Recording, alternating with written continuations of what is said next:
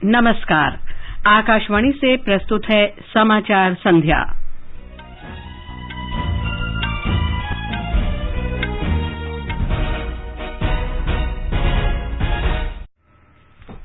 संसद में कृषि कानून निरसन विधेयक 2021 पारित। लोकसभा और राज्यसभा ने शीतकालीन सत्र के पहले दिन ही इसे मंजूरी दी। राज्यसभा में 12 विपक्षी सदस्य वर्तमान शीतकालीन सत्र के बाकी समय के लिए निलंबित। केंद्र सरकार ने पेंशनर्स के लिए चेहरा पहचान तकनीक शुरू की। अल्पसंख्यक मामलों के मंत्री मुख्तार अब्बास नकवी ने कहा, सरकार समाज के हर वर्ग के कल्याण के लिए विभिन्न योजनाएं लागू कर रही है। राष्ट्रव्यापी टीकाकरण अभियान के अंतर्गत अब तक 122 करोड़ 41 लाख से अधिक कोविड रोधी टीके लगाए गए। स्वस्थ होने की दर 98.34%। भारत और न्यूजीलैंड के बीच कानपुर में पहला cricket test match draw. Ravichandran Ashwin test cricket में सबसे अधिक विकेट लेने वाले तीसरे भारतीय गेंदबाज।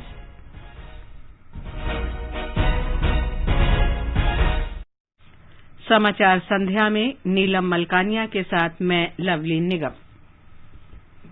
देश ने कोविड टीकाकरण अभियान के अंतर्गत 100 करोड़ से अधिक टीके लगाने का लक्ष्य हासिल कर इतिहास रच दिया है। इस महत्वपूर्ण कार्य में योगदान करने वाले चिकित्सकों, नर्सों, अन्य स्वास्थ्य कर्मियों, अग्रिम पंक्ति के कार्यकर्ताओं और टीका लगवा चुके सभी लोगों का आकाशवाणी अभिनंदन करता है। लेकिन हम आपको सतर्क करना चाहते हैं कि कोविड के खिलाफ संघर्ष अभी समाप्त नहीं हुआ है। आप सबसे हमारी अपील है, यथाशीघ्र दोनों टीके लगवाएं और अन्य लोगों को भी टीके लगवाने के लिए प्रेरित करें। कृपया इन 3 आसान उपायों का पालन अवश्य करें। मास्क लगाएं, 2 गज की सुरक्षित दूरी बनाए रखें, हाथ और चेहरा साफ रखें। कोविड से संबंधित किसी भी जानकारी और मार्गदर्शन के लिए राष्ट्रीय हेल्पलाइन नंबर 011-2397-8046 और 1075 पर संपर्क करें। और अब समाचार विस्तार से। संसद ने कृषि कानून निरसन विधेयक 2021 पारित कर दिया है। आज लोकसभा और राज्यसभा ने शीतकालीन सत्र के पहले दिन इसे मंजूरी दे दी। तीनों कृषि विधेयकों को वापस लिए जाने से संबंधित विधेयक को कृषि मंत्री नरेंद्र सिंह तोमर ने आज सुबह लोकसभा में पेश किया, जिसे बिना किसी चर्चा के पारित कर दिया गया। अध्यक्ष महोदय, मैं प्रस्ताव करता हूं कि सशक्तिकरण और संरक्षण, कीमत आश्वासन और करार विधेयक 2020, और वाणिज्य संवर्धन और सरलीकरण विधेयक 2020, आवश्यक वस्तु संशोधन विधेयक 2020 का निरसन और आवश्यक वस्तु अधिनियम 1955 का संशोधन करने वाले विधेयक को पुरस्कृत करने की अनुमति प्रदान की जाए। लोकसभा अध्यक्ष ओम बिड़ला का कहना था कि शोरगुल के माहौल में चर्चा संभव नहीं है। विधेयक को पुरस्कृत करने की अनुमति प्रदान की जाए। जो सदस्य इसके पक्ष में हाँ गए, जो सदस्य विरोध में ना गए, मेरे विचार में निर्णय हाँ वालों के पक्ष में, मंत्री जी विधेयक को पुरस्कृत करें। भोजनावकाश के बाद के सत्र में इस विधेयक को श्री नरेंद्र सिंह तोमर ने राज्यसभा में पेश किया, जिसे शोर शराबे के बीच पारित कर दिया गया। विधेयक पर चर्चा करते हुए विपक्ष के नेता मल्लिकार्जुन खड़गे ने कहा कि विपक्षी दल विधेयक का स्वागत करते हैं। हालांकि उनका ये भी आरोप था कि 5 राज्यों में आगामी विधानसभा चुनाव को देखते हुए सरकार ने विधेयक पेश किया है। श्री तोमर ने कहा कि सरकार ने किसानों के हित में 3 कृषि कानून बनाए, लेकिन विपक्ष ने इस पर दोहरा मापदंड अपनाया। उन्होंने कहा कि गुरु नानक जयंती के पावन अवसर पर प्रधानमंत्री ने खुले मन से इसे निरस्त करने की घोषणा की है। इस बीच राज्यसभा में 12 विपक्षी सदस्यों को मौजूदा शीतकालीन सत्र के बाकी समय के लिए निलंबित कर दिया गया। संसदीय कार्य मंत्री प्रहलाद जोशी ने इस आशय का प्रस्ताव पेश किया और कहा कि पिछले मानसून सत्र के आखिरी दिन इन सदस्यों ने अभद्र व्यवहार से सदन की गरिमा को ठेस पहुंचाई थी। प्रस्ताव को ध्वनिमत से पारित कर दिया गया। I move the following, that this House take the cognizance and strongly condemn the utter disregard to the authority of the Chair, complete abuse of the rules of the House, persistently thereby willfully obstructing the business of the House, intentional attacks on the security personnel on the last day of the 4th session of Rajya Sabha monsoon session, that is 11 August 2021. निलंबित सदस्यों में 6 कांग्रेस के, तृणमूल कांग्रेस और शिवसेना के 2-2 सदस्य, भारतीय communist party और मार्क्सवादी कम्युनिस्ट पार्टी के 1-1 सदस्य शामिल हैं। प्रधानमंत्री नरेंद्र मोदी ने आज कहा कि सभी लोगों को कोविड के नए स्वरूप से सावधान रहने की जरूरत है। संसद का शीतकालीन सत्र शुरू होने से पहले पत्रकारों से बातचीत में श्री मोदी ने कहा कि देश 150 करोड़ टीकाकरण का लक्ष्य हासिल करने की ओर बढ़ रहा है। अब हम 150 करोड़ की तरफ तेजी से आगे बढ़ रहे हैं। नए वेरिएंट की खबरें भी हमें और सतर्क करती हैं और सजग करती हैं। मैं संसद के सभी साथियों को भी सतर्क रहने के लिए प्रार्थना करता हूं। आप सभी साथियों को भी सतर्क रहने के लिए प्रार्थना करता हूं, क्योंकि आप सबका उत्तम स्वास्थ्य, देशवासियों का उत्तम स्वास्थ्य ऐसी संकट की घड़ी में हमारी प्राथमिकता है। प्रधानमंत्री नरेंद्र मोदी ने कहा कि सरकार संसद में सभी मुद्दों पर चर्चा के लिए तैयार है। उन्होंने कहा कि ये सत्र बहुत ही महत्वपूर्ण है। संसद में सवाल भी हो, संसद में शांति भी हो। हम चाहते हैं संसद में सरकार के खिलाफ, सरकार की नीतियों के खिलाफ जितनी आवाज प्रखर होनी चाहिए हो, लेकिन संसद की गरिमा, स्पीकर की गरिमा, चेयर की गरिमा, इन सब के विषय में हम वो आचरण करें जो आने वाले दिनों में देश की युवा पीढ़ी को काम आए। कार्मिक, जन शिकायत और पेंशन राज्य मंत्री डॉक्टर जितेंद्र सिंह ने आज पेंशनभोगियों के लिए चेहरे से पहचान की तकनीक की शुरुआत की। उन्होंने बताया कि जीवन प्रमाण पत्र देने की ये तकनीक ऐतिहासिक और दूरगामी सुधार है। इससे सेवानिवृत्त और बुजुर्ग नागरिकों के लिए जीवन यापन आसान होगा। डॉक्टर सिंह ने कहा कि ये न केवल केंद्र सरकार के 68 लाख पेंशनभोगियों के जीवन को प्रभावित करेगा, बल्कि कर्मचारी भविष्य निधि संगठन ईपीएफओ और राज्य सरकार के अधिकार क्षेत्र से बाहर आने वाले करोड़ों पेंशनभोगियों के जीवन को भी आसान बनाएगा। अल्पसंख्यक मामलों के मंत्री मुख्तार अब्बास नकवी ने कहा है कि सरकार अल्पसंख्यकों सहित समाज के हर वर्ग के कल्याण और उत्थान के लिए विभिन्न योजनाओं को लागू कर रही है। राज्यसभा में एक लिखित उत्तर में उन्होंने कहा कि सरकार 6 अधिसूचित अल्पसंख्यक समुदायों सिख, ईसाई, जैन, मुस्लिम, बौद्ध और पारसी के शैक्षिक सशक्तिकरण के लिए विभिन्न छात्रवृत्ति योजनाएं लागू कर रही है। आर्थिक रूप से कमजोर वर्ग के लगभग 4 करोड़ 52 लाख अल्पसंख्यक छात्र इससे लाभान्वित हुए हैं। प्रधानमंत्री आवास योजना शहरी के तहत अब तक कुल 1 करोड़ 14 लाख से अधिक आवास स्वीकृत किए जा चुके हैं। आवासन और शहरी मामलों के राज्य मंत्री कौशल किशोर ने आज राज्यसभा में लिखित उत्तर में बताया कि 89,36,000 से अधिक घरों का निर्माण कार्य चल रहा है और 52 लाख से अधिक घरों का निर्माण कार्य पूरा कर लिया गया है। श्रम और रोजगार राज्य मंत्री रामेश्वर तेली ने कहा है कि आत्मनिर्भर भारत रोजगार योजना से 1,15,000 प्रतिष्ठानों के माध्यम से 39 लाख से अधिक लोगों को लाभ पहुंचा है। लोकसभा में उन्होंने कहा कि इस योजना को कर्मचारी भविष्य निधि संगठन के माध्यम से लागू किया गया है ताकि नियोक्ताओं को कोविड महामारी के समय नए रोजगार के सृजन के लिए प्रोत्साहित किया जा सके। योजना के तहत लाभार्थियों का पंजीकरण 31 मार्च 2022 तक बढ़ा दिया गया है। राष्ट्रव्यापी टीकाकरण अभियान के अंतर्गत अब तक 122 करोड़ 41 लाख से अधिक कोविड रोधी टीके लगाए जा चुके हैं। कल 42 लाख 4 हजार से अधिक लोगों का टीकाकरण किया गया। इस दौरान 8,000 नए मरीजों की पुष्टि हुई, जबकि 9,000 से अधिक लोग स्वस्थ हुए। स्वस्थ होने की दर 98.34% हो गई है।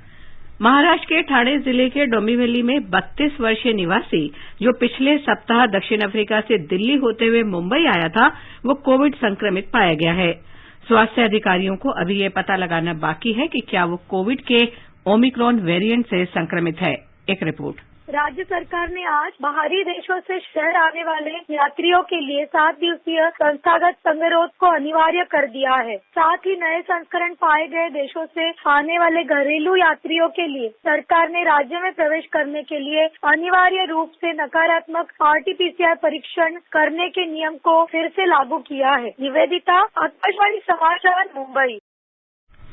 कोरोना वायरस के नए वेरिएंट को देखते हुए भारतीय आयुर्विज्ञान अनुसंधान परिषद के पूर्व वैज्ञानिक रमन गंगा खेड़कर ने आकाशवाणी से बातचीत में लोगों से सतर्क रहने की अपील की है। इस स्ट्रेन को लेके हमको सबसे पहली चीज ये समझना पड़ेगा कि अभी भी कोरोना दुनिया में से गया नहीं है। कई हिस्सों में कोरोना अभी भी तेजी से सब तरफ फैल रहा है। वो जितने ज्यादा लोगों के शरीर में जाएगा उतना ये वेरिएंट्स बनने का चांस बढ़ते जाने वाला है। हमने एक ही चीज समझना है कि हम अगर वैक्सीन के 2 डोज लगाए तो हमारी जान बचती है। अगर मुझे इन्फेक्शन कम करना है वैक्सीन लेने के बावजूद भी, तो मैंने एक ही काम करना है, मैंने कोविड एप्रोप्रिएट बिहेवियर, आपकी सेहत आपके हाथ में है। अमेरिका की बायोटेक कंपनी मॉडर्ना ने कहा है कि अगर बाजार में उपलब्ध वैक्सीन का कोरोना के नए वेरिएंट ओमिक्रॉन पर असर नहीं पड़ता है तो ऐसी स्थिति में अगले साल की शुरुआत में नई वैक्सीन बनानी पड़ेगी। मॉडर्ना के मुख्य चिकित्सा अधिकारी ने कहा कि अभी तो ये देखना बाकी है कि उपलब्ध वैक्सीन ओमिक्रॉन के लिए प्रभावी है या नहीं। राष्ट्रपति रामनाथ कोविंद ने आज देव संस्कृति विश्वविद्यालय हरिद्वार का दौरा किया। उन्होंने कहा कि देव संस्कृति विश्वविद्यालय का मुख्य उद्देश्य भारतीय संस्कृति और मानवीय मूल्यों के सिद्धांतों का प्रसार करना है। श्री कोविंद ने कहा कि विश्वविद्यालय में प्राचीन वैदिक संस्कृति पर आधारित विज्ञान, आयुर्वेद, योग विद्या, ज्योतिष, आध्यात्म और वैकल्पिक चिकित्सा जैसे विषयों पर शोध कार्य होता है। ये समाचार हमारी वेबसाइट newsonair.com/hindi और हमारे mobile app news on AIR पर भी उपलब्ध हैं। चलो मिलकर एक शुरुआत करें, चलो एक फैसला आज करें, मास्क नहीं तो टोकेंगे, कोरोना को रोकेंगे, चलो एक इरादा करते हैं, चलो कुछ वादा करते हैं, मास्क नहीं तो टोकेंगे, कोरोना को रोकेंगे। समाचार संध्या में आपका फिर स्वागत है। आगे बढ़ने से पहले मुख्य समाचारों पर एक नजर। संसद में कृषि कानून निरसन विधेयक 2021 पारित। लोकसभा और राज्यसभा ने शीतकालीन सत्र के पहले दिन ही इसे मंजूरी दी। राज्यसभा में 12 विपक्षी सदस्य वर्तमान शीतकालीन सत्र के बाकी समय के लिए निलंबित। केंद्र सरकार ने पेंशनर्स के लिए विशेष चेहरा पहचान तकनीक शुरू की। अल्पसंख्यक मामलों के मंत्री मुख्तार अब्बास नकवी ने कहा, सरकार समाज के हर वर्ग के कल्याण के लिए विभिन्न योजनाएं लागू कर रही है। राष्ट्रव्यापी टीकाकरण अभियान के अंतर्गत अब तक 122 करोड़ 41 लाख से अधिक कोविड रोधी टीके लगाए गए। स्वस्थ होने की दर 98.34% और भारत और न्यूजीलैंड के बीच कानपुर में पहला cricket test match draw. Ravichandran Ashwin test cricket में सबसे अधिक विकेट लेने वाले तीसरे भारतीय गेंदबाज। और अब प्रस्तुत है संसद में आज हुई कार्यवाही की समीक्षा। पहले लोकसभा। लेखक हैं स्वतंत्र पत्रकार कविता पंत। संसद के शीतकालीन सत्र के पहले दिन आज दोनों सदनों में विपक्ष के हंगामे के बीच 3 कृषि कानूनों को चर्चा के बिना ही ध्वनि मत से पारित कर दिया गया। जैसे कि उम्मीद की जा रही थी, सदन ने विधेयक को पहले ही दिन कार्यसूची में शामिल किया था और बिना चर्चा के मंजूरी प्रदान कर दी। प्रधानमंत्री श्री नरेंद्र मोदी ने गुरु पर्व के मौके पर देश के नाम संबोधन में इन कृषि कानूनों को रद्द करने की घोषणा की थी।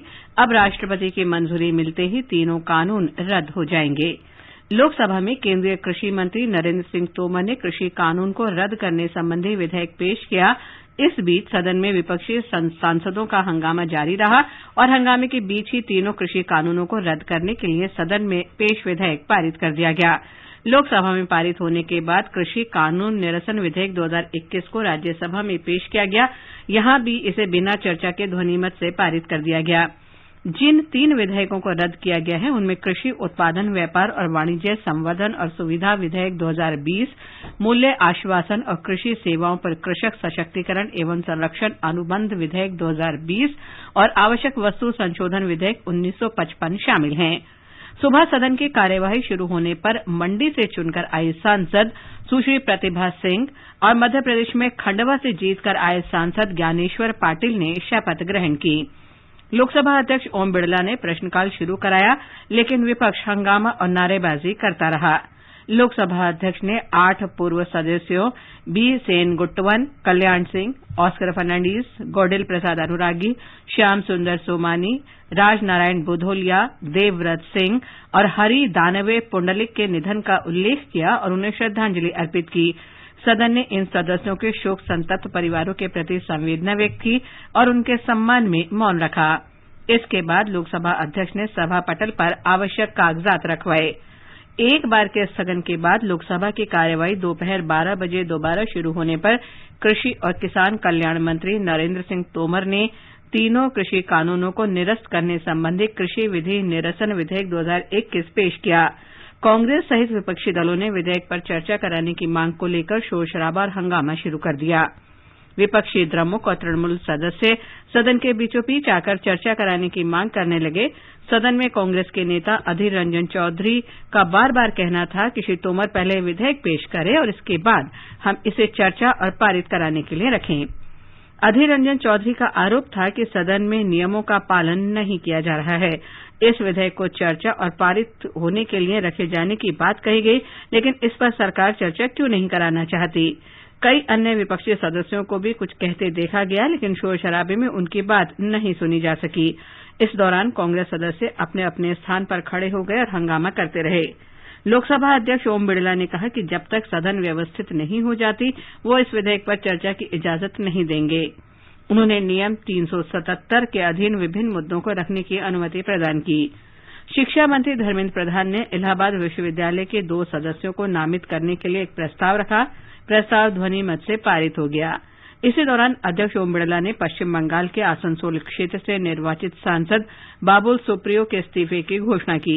अध्यक्ष ने कहा कि उन्होंने 22 अक्टूबर से उनका इस्तीफा स्वीकार कर लिया है। इसी दौरान सदन में लगातार शोर शराबा और हंगामा जारी रहा। हंगामे को देखते हुए अध्यक्ष ने एक बार फिर सदन की बैठक दोपहर 2 बजे तक स्थगित कर दी। दोपहर 2 बजे सदन की बैठक एक बार फिर शुरू होने पर कुछ विपक्षी सदस्य बिना किसी चर्चा के कृषि कानूनों को रद्द करने के तरीके पर विरोध प्रकट कर रहे थे।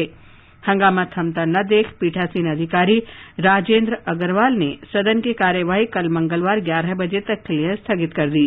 सरकार की पूरी कोशिश है कि इस बार सदन की बैठक शांति के साथ चले और उसके विधेयक पारित हो जाएं। संसद का ये शीतकालीन सत्र आज से शुरू हुआ है और 23 दिसंबर तक चलेगा। अब सुनिए राज्यसभा में हुई कार्यवाही की समीक्षा। लेखक हैं पीटीआई भाषा के अविनाश। संसद के शीतकालीन सत्र के पहले दिन राज्यसभा की बैठक विपक्षी सदस्यों के हंगामे के कारण बाधित रही और 4 बार के स्थगन के बाद 3:20 पर कार्यवाही पूरे दिन के लिए स्थगित कर दी गई। राज्यसभा में सदन की कार्यवाही के दौरान 3 कृषि कानूनों को निरस्त करने के लिए लाए गए कृषि विधि निरसन विधेयक 2021 को ध्वनि मत से मंजूरी दे दी गई। इस बीच सदन ने विपक्षी दलों के 12 सदस्यों को संसद के मानसून सत्र के दौरान अशोभनीय आचरण करने के लिए वर्तमान शीतकालीन सत्र की शेष अवधि के लिए उच्च सदन से निलंबित कर दिया। सुबह उच्च सदन की बैठक शुरू होने के बाद नवनिर्वाचित सदस्यों को शपथ दिलाई गई। कांग्रेस की रजनी अशोक राव पाटिल ने मराठी में शपथ ली। वो उच्च सदन के लिए महाराष्ट्र से प्रतिनिधित्व करेंगी। इसके बाद द्रमुक के तमिलनाडु से नवनिर्वाचित सदस्य कनिमोझी NVN सोमू, KRN राजेश कुमार और MM अब्दुल्ला ने भी शपथ ली। इन तीनों सदस्यों ने तमिल में शपथ ली। तृणमूल कांग्रेस के लोइजिन्हो फालेरो ने कोंकणी भाषा में शपथ ली। फालेरो उच्च सदन में पश्चिम बंगाल का प्रतिनिधित्व करेंगे। इससे पहले सभापति ने बैठक शुरू होने पर राज्यसभा के नए महासचिव PC मोदी का सदस्यों से परिचय करवाया। केंद्रीय प्रत्यक्ष कर बोर्ड के पूर्व अध्यक्ष प्रमोद चंद्र मोदी ने 12 नवंबर को राज्यसभा के नए महासचिव का पदभार ग्रहण किया। इसके बाद सभापति M वेंकैया नायडू ने पूर्व केंद्रीय मंत्री और उच्च सदन के वर्तमान सदस्य ऑस्कर फर्नांडिस और 5 पूर्व सदस्यों KB शनप्पा, जाने माने पत्रकार चंदन मित्रा, हरि ओम नलवा, मोनिका दास और अबनी राय के निधन होने का भी जिक्र किया। संसद सदस्यों ने दिवंगत लोगों के सम्मान में कुछ क्षणों का मौन रखा और उन्हें श्रद्धांजलि दी। इसके बाद बैठक 11:20 पर 1 घंटे के लिए स्थगित कर दी गई। दोपहर में सदन की कार्यवाही आरंभ होने पर सभापति नायडू ने संसद के पिछले मानसून सत्र में हुए व्यवधान का उल्लेख करते हुए सदस्यों से इसकी पुनरावृत्ति न करने का अनुरोध किया और उम्मीद जताई कि ये सत्र उपयोगी साबित होगा। उन्होंने सत्र के पहले दिन अपने पारंपरिक संबोधन में कहा कि पिछले मानसून सत्र के अंतिम चरण में कुछ सदस्यों का आचरण परेशान करने वाला था और इस संबंध में सदन के प्रमुख नेताओं और संबंधित लोगों की प्रतिक्रिया उनकी अपेक्षाओं के अनुरूप नहीं थी। उन्होंने सदस्यों से इसकी पुनरावृत्ति नहीं करने का अनुरोध किया और उम्मीद जताई कि ये सत्र उपयोगी साबित होगा। उन्होंने कहा कि देश आजादी का 75वां साल मना रहा है, वहीं संविधान स्वीकार किए जाने के 72 साल पूरे हो रहे हैं। श्री नायडू ने कहा कि उन्हें उच्च सदन में शालीनता और मर्यादा के साथ सामान्य तरीके से कामकाज की उम्मीद है।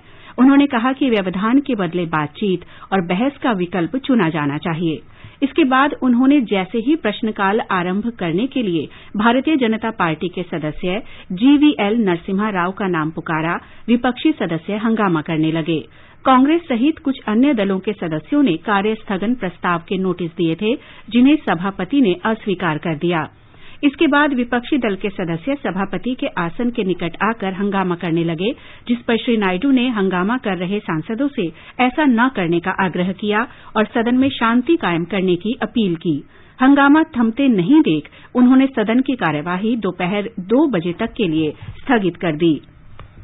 दोपहर में फिर से कार्यवाही शुरू होने पर कृषि मंत्री नरेंद्र सिंह तोमर ने कृषि विधि निरसन विधेयक 2021 को सदन में पेश किया। इसी दौरान विपक्षी सदस्यों ने हंगामा शुरू कर दिया। इसी दौरान विपक्ष के नेता मल्लिकार्जुन खड़गे ने कहा कि ये तीनों कानून किसानों के हित में नहीं थे। कृषि मंत्री नरेंद्र सिंह तोमर ने कहा कि सरकार बहुत विचार विमर्श के बाद किसानों के कल्याण के लिए इन कानूनों को लेकर आई थी। उन्होंने कहा कि ये दुख की बात है कि कई बार प्रयत्न करने के बावजूद वो किसानों को समझा नहीं सकी। कृषि मंत्री तोमर ने कांग्रेस पर दोहरा रुख अपनाने का आरोप लगाते हुए कहा कि विपक्षी दल ने अपने घोषणा पत्र में कृषि सुधारों का वादा किया था। उन्होंने कहा कि प्रधानमंत्री नरेंद्र मोदी ने गुरु नानक जयंती पर तीनों कृषि कानूनों को वापस लेने की घोषणा कर बड़ा दिल दिखाया। क्षमा कीजिए, इसे फिर से सुन लीजिए। प्रधानमंत्री नरेंद्र मोदी ने गुरु नानक जयंती पर तीनों कृषि कानूनों को वापस लेने की घोषणा कर बड़ा दिल दिखाया और ये उनकी कथनी और करनी में एकरूपता का परिचायक है। उन्होंने कहा कि सरकार और विपक्षी दल दोनों ही इन कानूनों की वापसी चाहते हैं, इसलिए कृषि कानून निरसन विधेयक पर कोई चर्चा करने की जरूरत नहीं है। इसके बाद सदन ने ध्वनिमत से विधेयक को मंजूरी दे दी। इस दौरान कांग्रेस और तृणमूल कांग्रेस के सदस्य विधेयक पर चर्चा कराने पर जोर देते रहे। बिना चर्चा के विधेयक को मंजूरी दिए जाने पर विरोध करते हुए कुछ सदस्य आसन के समक्ष आ गए।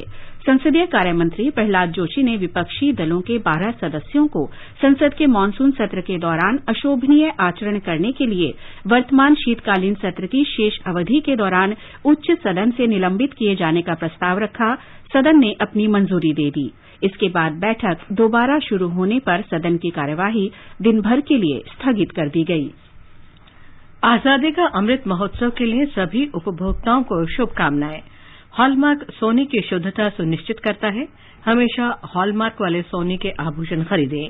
उपभोक्ता संबंधित किसी भी शिकायत के लिए कृपया राष्ट्रीय उपभोक्ता हेल्पलाइन के टोल फ्री नंबर 14404 पर संपर्क करें। उपभोक्ता मामले विभाग, भारत सरकार द्वारा जनहित में जारी। जागो ग्राहक जागो। ये आकाशवाणी है। सरकार ने हिंदुस्तान एरोनॉटिक लिमिटेड HAL से स्वदेशी नेवल यूटिलिटी हेलीकॉप्टर और स्वदेशी लाइट यूटिलिटी हेलीकॉप्टर LUH खरीदने की योजना बनाई है। रक्षा राज्य मंत्री अजय भट्ट ने राज्यसभा में एक लिखित उत्तर में कहा है कि LUH के प्रारंभिक परिचालन को मंजूरी दे दी गई है। उन्होंने कहा कि सेना के लिए 2 और वायुसेना के लिए 2 LUH हेलीकॉप्टर का निर्माण 2022-23 तक होगा। 8 LUH हेलीकॉप्टर का निर्माण 2023-24 तक किया जाएगा। वित्त मंत्री निर्मला सीतारामन ने आज लोकसभा में जानकारी दी कि सरकार ने महंगाई कम करने के लिए आपूर्ति से जुड़े कई उपाय किए हैं। उन्होंने कहा कि केंद्र ने पेट्रोल और डीजल पर उत्पाद कर घटाकर 5 और 10% कर दिया है। इसे देखते हुए कई राज्य सरकारों ने पेट्रोल और डीजल की कीमतों में और कमी लाने के लिए मूल्य वर्धित कर वैट घटाया है। उन्होंने ये भी कहा कि भारत ने विश्व के बड़े ऊर्जा उपभोग वाले देशों के साथ विचार विमर्श के बाद पेट्रोलियम पदार्थों के अपने रणनीतिक भंडार से 50 लाख बैरल कच्चा तेल जारी करने का निर्णय किया है। भारतीय विमानपत्तन प्राधिकरण ने मौजूदा टर्मिनलों और नए टर्मिनलों के विस्तार और सुधार के लिए अगले 5 वर्षों में लगभग 25,000 करोड़ रुपए की विकास परियोजनाओं की शुरुआत की है। नागरिक उड्डयन राज्य मंत्री डॉक्टर वीके सिंह ने राज्यसभा में लिखित उत्तर में बताया कि दिल्ली, हैदराबाद और बेंगलुरू में 3 सार्वजनिक निजी भागीदारी हवाई अड्डों में 2025 तक 30,000 करोड़ रुपए की विकासात्मक परियोजनाएं शुरू की हैं। सरकार ने देश भर में 21 ग्रीनफील्ड हवाई अड्डों की स्थापना के लिए सैद्धांतिक मंजूरी दे दी है।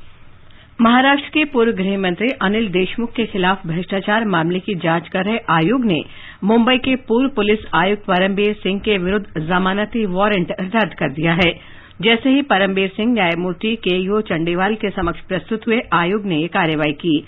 एक सदस्यीय समिति ने पूर्व उच्चाधिकारी से कहा कि वे मुख्यमंत्री राहत कोष में 1 सप्ताह के अंदर 15,000 रुपए जमा कराएं। अदालत में हाजिर न होने के एक मामले में ये जुर्माना लगाया गया है। बिहार में पंचायत चुनाव के 9वें चरण का मतदान शांतिपूर्वक संपन्न हो गया। औसतन 60% मतदान की खबर है। राज्य के किसी भाग से किसी अप्रिय घटना की खबर नहीं है। पटना, सारण, मुंगेर और दरभंगा सहित 35 जिलों में 53 प्रखंडों में आज वोट डाले गए। राज्य में 11 चरणों में कराए गए पंचायत चुनावों में पहली बार इलेक्ट्रॉनिक वोटिंग मशीन का इस्तेमाल किया जा रहा है। दिल्ली में बड़े स्तर पर वायु प्रदूषण के कारण निर्माण कार्य तथा ध्वंस गतिविधियों पर अगले आदेश तक रोक जारी रहेगी। आवश्यक सेवा में लगे ट्रकों को छोड़कर अन्य ट्रकों के शहर में प्रवेश पर 7 दिसंबर तक पाबंदी जारी रहेगी। पर्यावरण मंत्री गोपाल राय ने कहा कि सीएनजी और विद्युत चालित ट्रकों को दिल्ली में प्रवेश की अनुमति होगी। विशेषज्ञों का कहना है कि आने वाले दिनों में दिल्ली की वायु गुणवत्ता बहुत खराब होने की आशंका है। मौसम विभाग के अनुसार बारिश होने पर स्थिति में सुधार हो सकता है। भारत के सीमा सुरक्षा बल और बांग्लादेश के सीमा गार्ड की द्विवार्षिक बैठक संपन्न हो गई है। बैठक में भारत बांग्लादेश सीमा पर शांति और स्थिरता बनाए रखने का संकल्प लिया गया। बैठक का उद्देश्य मवेशियों, नशीले पदार्थों, नकली भारतीय मुद्रा, प्रतिबंधित वस्तुओं की तस्करी से संबंधित मुद्दों पर विचार करना था। इसके अतिरिक्त अंतर्राष्ट्रीय सीमा पर शांति बनाए रखने के लिए सुरक्षा के प्रबंध संबंधी मुद्दों का समाधान करना था। और अब आर्थिक जगत की खबरों के साथ हैं विशाल शर्मा। बॉम्बे स्टॉक एक्सचेंज का सेंसेक्स आज 57,261 पर बंद हुआ। नेशनल स्टॉक एक्सचेंज का निफ्टी भी 17,054 दर्ज हुआ। अंतरबैंक विदेशी मुद्रा बाजार में रुपया $1 के मुकाबले 75 रुपए 9 पैसे के स्तर पर बंद हुआ। मल्टी कमोडिटी एक्सचेंज पर सोना 43,815 रुपए प्रति 10 ग्राम पर कारोबार कर रहा था। चांदी 62,510 रुपए प्रति किलोग्राम पर कारोबार कर रही थी। अंतर्राष्ट्रीय बाजार में ब्रेंट कच्चे तेल के दाम $76 प्रति बैरल के आसपास रहे। भारत और न्यूजीलैंड के बीच पहला क्रिकेट टेस्ट मैच ड्रॉ हो गया है। कानपुर में मैच के अंतिम दिन 284 रन के लक्ष्य के जवाब में न्यूजीलैंड की टीम अपनी दूसरी पारी में 9 विकेट पर 165 रन ही बना सकी।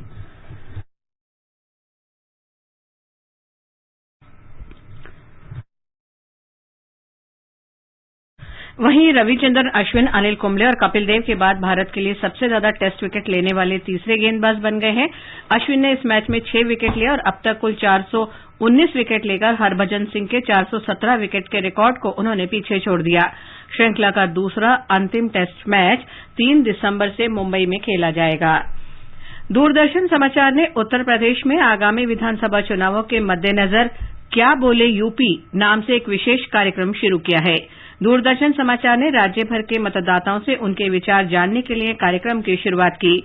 वाराणसी से शुरू हुआ ये कार्यक्रम अब लखनऊ पहुंच गया है। कार्यक्रम मिर्जापुर, प्रयागराज, सुल्तानपुर और अयोध्या को भी कवर करेगा। कार्यक्रम सप्ताह में 3 दिन सोमवार, बुधवार, शुक्रवार को शाम 7 बजे डीडी न्यूज और शाम 6:30 बजे डीडी उत्तर प्रदेश पर प्रसारित किया जा रहा है। अंत में मुख्य समाचार एक बार फिर। संसद में कृषि कानून निरसन विधेयक 2021 पारित।